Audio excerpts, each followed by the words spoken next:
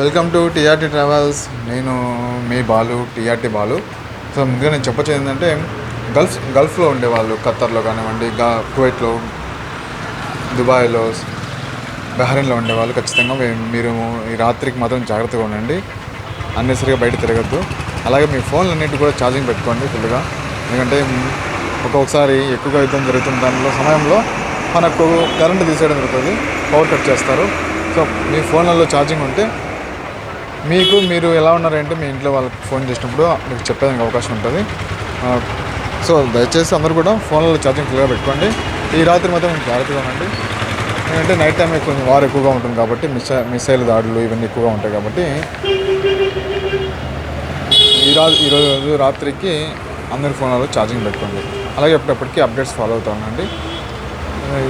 ఈ జజీరా వాళ్ళు వచ్చి ఈరోజు రేపు ఈ రాత్రికి 12 పైన లేదా రేపు పొద్దున్న కానీ మనకు ఏ విషయం తెలుస్తుంది, ఫ్లైట్స్ ఉన్నాయో లేవో అనేసి.